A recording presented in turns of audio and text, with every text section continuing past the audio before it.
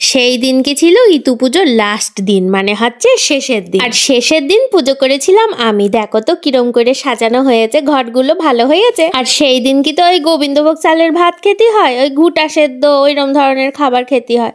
সেই জন্যে আমার মা উপরে যে আঁকাটা রয়েছে না, ওই আঁকাটাতে রান্না করেছিল ভাত, বেগুন ভাজা, আলু সেদ্ধ, এই যে কি সুন্দর একটা ফুলকপি মুলোর তরকারি, খুব সুন্দর হয়েছিল খেতে। তা সেইরকম ভাবেই দুপুরবেলায় খাওয়া দাওয়া সেরে বিকেল বেলার দিকে আমরা ঘট বিসর্জন দিতে বেরিয়ে পড়লাম। আমার সাথে ছিল মানুমাসি, মানুমাসির ছেলে, ওইদিকে দিদা, দাদু সবাই ছিল, বুঝলে তো। সবাই মিলে চলে গিয়েলাম আমরা ওই মেজ দাদুর ঘাটে।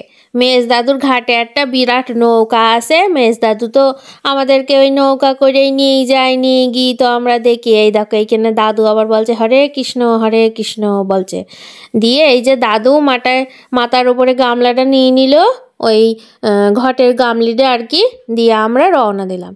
তা যে কথাটা বলতে যাচ্ছিলাম সেটা হচ্ছে, এই দেখো কি সুন্দর বিড়াল, দেখেছো? এই যে আমাদের রাস্তা। প্রত্যেকবার কি হয়, ওই মেজ দাদুই আমাদের ওই ঘাটের থেকে নিয়ে গিয়ে একদম মাঝ বরাবর নিয়ে গিয়ে বলে যে এইখান থেকে ঘট বিসর্জন দাও, আর বেশ 7 পাক ঘুরিয়েও দেয় ঘরটা। হেভি হয়, হেভি আনন্দ হয়, হেভি মজা হয়।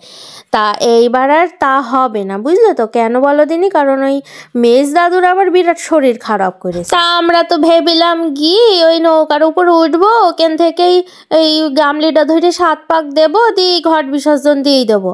তা আমার দাদু তো সে পাক্কা মেচড়ে, জন্মর পর থেকেই মাছ নিয়ে যে খেলা করছে। সে কি আর নৌকা দেখি থির থাকতে পারে বলো দিন? তা দাদু বলছে কিনা চলো আমি বেয়ে বেয়ে নিয়ে যাই, অনেকদিন তো নৌকা মৌকা চালাইনি, আজকে একটু চালাই। দিয়ে দাদুই নৌকা চালিয়ে আমাদের নিয়ে গেল একদম সেই নদীর মাঝ বরাবর। কি যে মজা হয় বন্ধুরা! তোমরা যতই ওই লঞ্চ, স্টিমার ওই সব জিনিসে ওঠো না কেন, এই হাত নৌকায় ওঠার মজাই আলাদা। বসে বসে জল ধরতে পারবা, এইরকম একটা সিচুয়েশনের মধ্যে উঠে দেখো কি সুন্দর।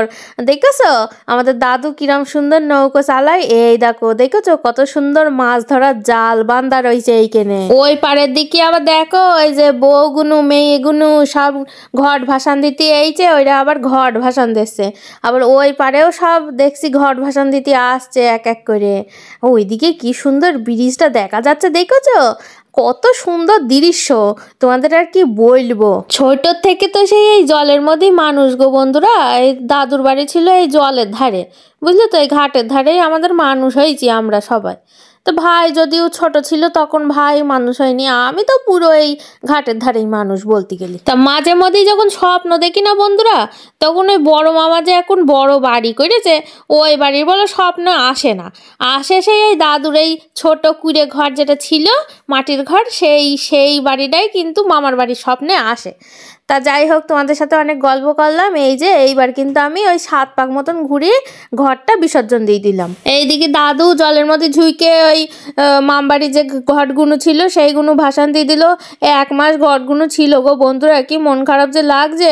ওইগুলো ওই যে জায়গাগুলোই ছিল সেই জায়গাগুলো একদম ফাঁকা ফাঁকা নাকবে গো বাড়ি গিয়ে। আজকে দেখেছো জলটা কি সুন্দর নাকছে, সবাই এরকম ফুল ফেলেছে, দেখে মনে হচ্ছে যেন ঘাটেরই পুজো হয়েছে। মেজ দাদুর বাড়ি কি সুন্দর এরকম সাদা সাদা সন্ধ্যামণি ফুল হয়েছে। আবার দেখেছো এই যে নীলকণ্ঠ গাছটা কিরম লতি লতি উঠেছে গো বন্ধুরা।